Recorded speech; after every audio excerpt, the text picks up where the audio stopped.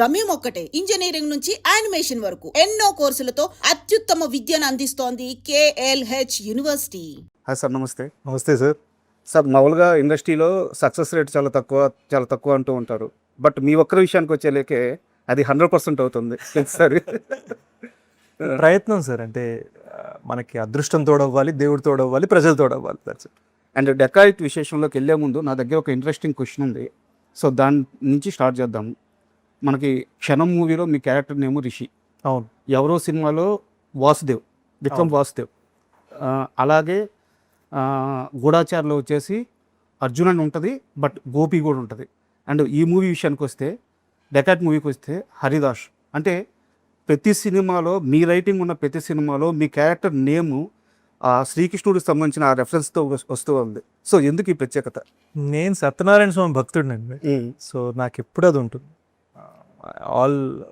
All Vishnu, lord Vishnu related names ఉంటాయి నా సినిమాల్లో, ఎప్పుడు కూడా చూడండి.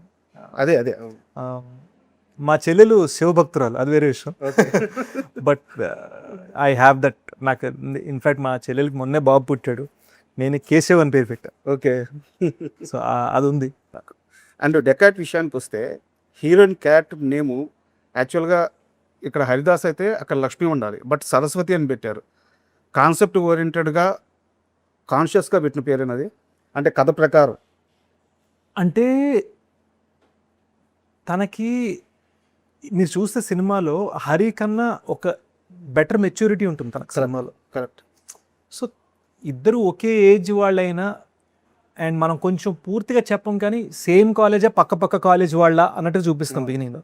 కాలేజ్లో నేను మీకు మంచి ఫ్యాన్ అండి అంటాడు. సో వీడికన్నా చదువుకున్న అమ్మాయి సరస్వతి యాప్ట్ అనిపించింది.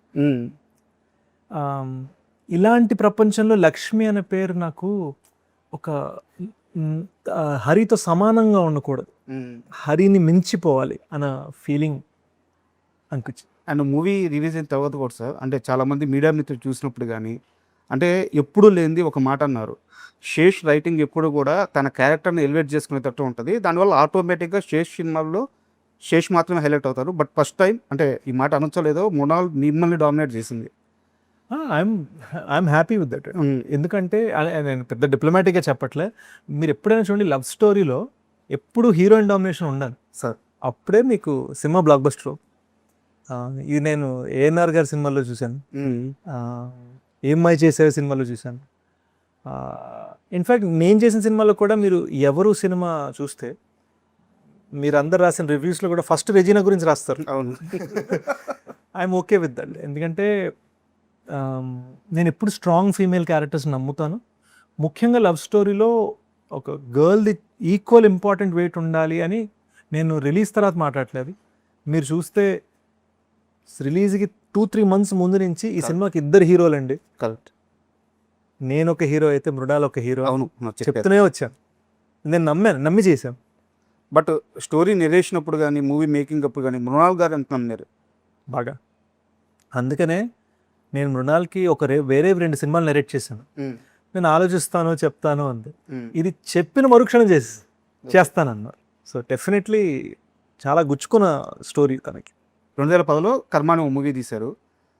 బట్ ఆ సినిమాలో ఒక డైలాగ్ ఉంటుంది, క్లైమాక్స్లో ఇంకా అతను చనిపోతూ, నన్ను చంపేస్తే ఇంకా మేము చాలామంది ఉంటాము, ఎలా మారుస్తావు దీన్ని అంటే ధర్మాన్ని చెబుతాను అంటారు కదా. అవును. సో రైటర్గా అంత స్ట్రాంగ్గా ఉన్న మీరు తరువాత కాలంలో ఆ క్షణం వరకు రావడానికి చాలా పీరియడ్ బట్టి హిట్స్ ఫ్లాప్స్ అండి అంతే. నాకు క్షణం దాకా హిట్ లేదు. ఎస్, సింప్లీ పుట్ 2 సినిమాలు చేశాను హీరోగా. అది కాకుండా 1-2 సినిమాలు హీరో లాంటి పాత్రలు వేశాను. నిజంగా చెప్పుకోవాలంటే అలాంటి రోల్స్ చేసిన వాటిలో రన్ రాజారన్ తప్ప, రన్ రాజారన్లో కూడా హీరో నేను కాదు, కానీ ఒక చిన్న హీరోయిజం ఉన్న క్యారెక్టర్. చెప్పుకోదగ్గ రోల్ అదొక్కటే. నాకు కర్మ కానీ కిస్ కానీ బాక్స్ ఆఫీస్లో వర్కౌట్ అవ్వలేదు. అండ్ సినిమాలుగా కూడా కర్మ మీరు చూస్తే, కర్మతోటి నేను ఉద్దేశించింది చాలా గొప్ప విషయం, కానీ నేను పూర్తిగా ఒక జనాల్ని ఆకట్టుకునేటట్టు చెప్పలేకపోయాను. మీరు ఇప్పుడు ఆ సినిమా హాట్స్టార్లో ఉంది, ఇప్పుడు చూస్తే మీరు ఒక్క సీన్ అద్భుతంగా ఉంటుంది, 3 సీన్లు ఇటు అట్టుగా ఉంటాయి. తెలుస్తుంది. అంటే రాజమౌళి గారు ఒక ఇంటర్వ్యూలో చాలా గొప్ప మాట అన్నారు. బాహుబలి అయిపోగానే ఆయన అడిగారు, మీరు నెక్స్ట్ మహాభారతం ఎప్పుడు తీస్తున్నారని. అంటే దానికి ఇంకా నేను ప్రిపేర్ అవ్వాలి. అంటే అది కూడా ఒక గొప్ప మెచ్యూరిటీ. నేను దేనికి రెడీ ఉన్నానని నాకు తెలియడం కూడా ఒక చాలా గొప్ప మెచ్యూరిటీ. అది నాకు కర్మ అప్పుడు అది తెలియదు. ఈ రోజు నేను కర్మాన్ని వేరేగా హ్యాండిల్ చేస్తాను. బట్ నాకు అంటే సారీ, నేను కర్మ గురించి మాట్లాడుతున్నాను డెకాయిట్కి వచ్చి, బట్ చెప్పాలనుకొని చెప్తున్నాను.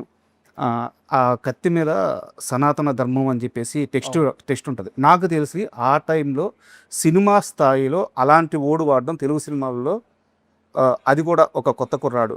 Yeah definite first time. I'm very big believer అంటే అది వెరీ నాకు బీభత్సమైన belief. At the same time మనం ట్రెడిషనల్గా దేవుడిని ఎలా నమ్ముతాం, నేను అలా నమ్ము. నాది మోర్ స్పిరిచువల్. అంటే శుక్రవారం వచ్చేయాలి, శనివారం ఇచ్చేయాలన్న దానికన్నా మోర్ స్పిరిచువల్ స్పేస్ నాది. అంటే అరుణాచలంకి వెళ్తే ఫస్ట్ రమణ మహర్షి ఆశ్రమానికి వెళ్తాను, శివాలయం కన్నా.